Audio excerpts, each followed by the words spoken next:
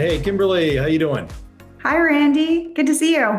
Good to be seen. As they say down here in Naples, better to be seen than viewed, because if you're viewed, you're in a casket. So anyway, so really excited to have Kimberly Dieter on today. She is VP of Sales Solutions at LinkedIn, and this is episode number 123 of Tech Sales Insights. Today, we're obviously sponsored by LinkedIn, and we're going to hear a lot of cool things about LinkedIn, how LinkedIn can help us all sell more, and a lot of great other kind of leadership and sales snippets based on Kimberly's fantastic experience. Our title topic today is selling in economic uncertainty. So definitely prime for the times that we're in today. And as always, also brought to you by Sales Community. For those that are members, thank you very much. For those that are not, Tucker will put up a link where you can join for free. Lots of great content. You get access to other podcasts, advisory board that some of you might be interested in. So by way of introduction, Kimberly and I really only met last fall at a cool gong dinner at the Lazy Bear in San Francisco, which is a Michelin something or other starred restaurant. It was really, really cool, but I'd say we probably hit it off right away, and she's definitely impressed me. And Alyssa Merwin, who also works with Kimberly, has some impressive comments about Kimberly. Alyssa says she's one of the strongest people leaders I know. She's someone who has superpowers in being able to teach others complex ideas in simple ways. She's a master of frameworks. She's a great communicator, incredibly energizing. She's one of the most adaptable leaders I know. Incredible mix of leading the team and managing the business. So that's pretty good. So you got to make sure you keep this clip, and should I send it to you? You can put it up on the magnet on the refrigerator. How's that? Thank you. That's so great to hear. It's you don't start every day hearing nice things like that. So thanks for there you go. All right. Thanks, Alyssa, for that. And you live in Nashville, which is a cool spot. Recently moved there, and interests besides work and family. Kind of two different worlds. On the one hand, you said Las Vegas and going to gamble in Las Vegas, and then also an antique collector of old things and going to estate sales. So that's pretty cool. What's your preferred games in Vegas? Yeah, I love craps and roulette. I'll say both of those hobbies come from my dad.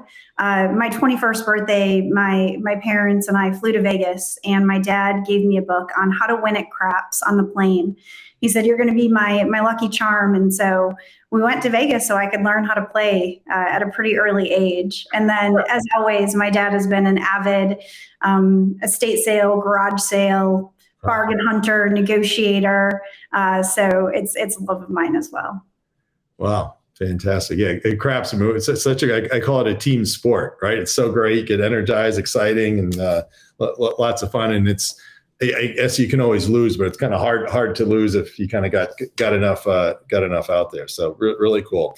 So jumping into you, what was your first job out of college? Yeah, I like most people in sales don't have a professional selling degree. I actually went to Ball State University and have a journalism degree. I was specializing in graphic design. So I actually worked for the Plumbers and Pipe Fitters Union of America, designing their magazine. It was not Vogue. It was not very glamorous, but it was a great place to work and to really cut my teeth in a first job environment in the city of Chicago. I quickly realized, though, that sitting behind a computer all day was probably not the way that I wanted to spend my time. And I was fortunate enough to have a friend who was a recruiter who said, "Kimberly, you should be in sales." And 20 years, here I am. Wow. So after your working with the pipe fitting group, then what was your job from there? And then maybe just quickly go through your career. Yeah, a handful of jobs. I've always said, I'll do whatever it takes to make money. So I think I was probably waitressing and bartending at the same time as having a regular 40-hour work week. But I worked for a fully funded internet startup called Morganworks that was in the recruitment space. I went into healthcare recruitment and staffing and sales from there. and had a 13-year stint at Paychex selling payroll and human resources. I had 9 different roles in the 13 years I was there. One of the things that was so wonderful about my time at Paychex is that they gave me an opportunity to step into a role, learn it, master it, and then step into the next opportunity. From there, I stepped into a role as a CEO of a tech startup in Chicago. I really wanted to learn how to raise a Series A. So when we went from our pre-seed to Series A, I deployed the capital and was recruited to come to LinkedIn. Wow, awesome. And then, so at LinkedIn, you're part of the sales solutions group. And on the one hand, LinkedIn's been around forever. So and I may say people may take it for granted, but there's really a lot of cool things that are going on now, and then a lot of things that LinkedIn's doing going forward. So maybe just to kind of chop that up, advice now, based on what the current platform is, advice that you might have for sellers, and you might have different perspectives for sellers versus CROs or those in the C-suite. Yeah. I think there's a couple things. Most people, when they think about LinkedIn, they think about LinkedIn as a place to come to find employees and also to find jobs, right? But our most active community on LinkedIn is actually sales professionals.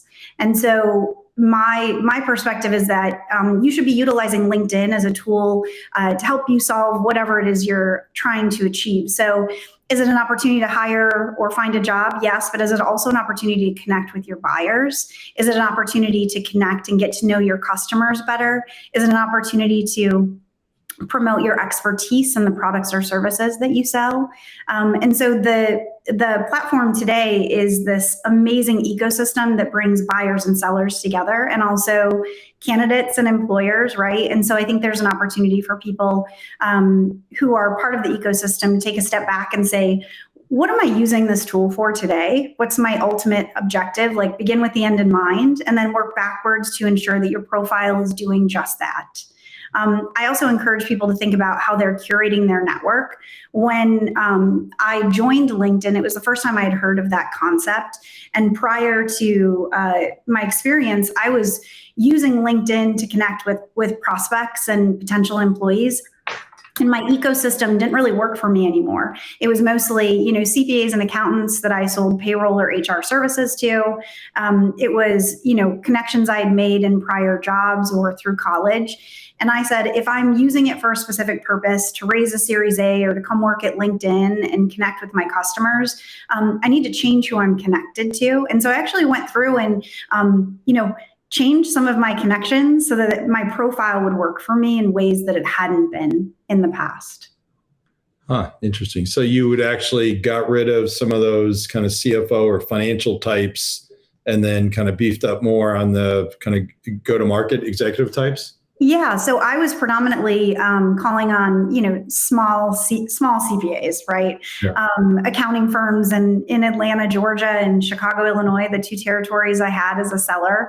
And now I'm raising a Series A. So I don't know that environment was going to lend me to the outcome I was attempting to drive. And so I also had a lot of personal connections. I'm like, that's a great thing to utilize Facebook or Instagram for. I think on LinkedIn, those personal connections were not actually helping me drive the outcomes I wanted to, and it wasn't delivering the content I needed. So most people don't really think about this, but when each of us jump on LinkedIn in the morning, right? Maybe it's part of our digital routine, and they look at their newsfeed. Your newsfeed is curated based on who you're connected to, what you post, what you like, what you share. And so I had a friend who was in the pharmaceutical sales industry. She left. She is now selling into the manufacturing space. Her newsfeed was all pharma stuff. It was all doctors, right? And that really wasn't helping her or supporting her in her aspirations for connecting with her customers and prospects. And so we reconfigured her network to curate the outcome that she was looking to deliver. And for those that aren't familiar, so if you say news feed, is there anything that they need to kind of set to make sure they're doing it, or they just kind of go to the setting that's kind of, I think it says, something for you or something like that, right? Yeah. So there's 4 buttons on the bottom. Your news feed is, I think it's the second button over the right. It's like muscle memory for me now, so I'd have to open it up and actually look at it. But if you're on the mobile app, you're going to have your profile, you're going to have a search tab, and then you're going to have your newsfeed, which will allow you to see that content that is delivered to you specifically for what it is you're trying to achieve on the platform. Yeah. And something I always try and tell sellers is if there's something that say if somebody's trying to sell to you, go look at the things that you're posting, comment on those. You're likely, 1 out of 5 times you're going to respond and say, "Oh, thanks, Randy. Appreciate you commenting." And then I can then follow back up with you. "Hey, love to talk to you. Here's what we do." And I might still be totally unknown to you, but at least you say, "Well, the person commented," and you can kind of have a little back and forth. And more times than not, potentially actually get that meeting because you're actually showing interest in the person in terms of, what they're posting or what they're talking about. Do you find that as well? Oh yeah, absolutely. And that's something that we actually train our sellers to do, which is create warm touch points before they actually create an outreach scenario to that customer. And so it could be commenting or liking on the content that they're curating, or it could be creating content and putting an or, engaging them in some way so that there's a warm introduction. Right. I shared the story with someone the other day about the type of content that creates engagement. So a few years ago, someone had posted on the platform what the best seat was in your car to sit in for child safety. So I have a toddler. I was like, where do I put her? Do I put her behind me or the passenger side? And the article was about, the safest seats in the car. And I read it, I liked it. And it was it had nothing about Volvo specifically, but it was written by a gentleman who worked for Volvo that was in sales. And so my perception then was that Volvos are the safest cars. So when I went to go buy a new car, I ended up buying a Volvo. And I don't think I really put the connection together. I just had this perception that it was a safer car. And so that's the type of engagement that wasn't a direct outreach, didn't drive an immediate buy from me, but over time gave me an understanding of what safety could be. And so I think if you're creating content that's relevant to the buyer, so you're a subject matter expert in manufacturing, you write a piece on manufacturing, maybe it's not company specific. It's not like our company won this award. It's like, this is my perspective, and you're engaging people to interact with that content. You're going to have a better outcome when you go to actually engage with them because there's going to be some familiarity. Wow. And then it's, that may touch on some of the aspects of kind of the gold standard of content. But if somebody's trying to post something that they want to go, viral, I guess, for lack of better words, kind of what are some tips and tricks there?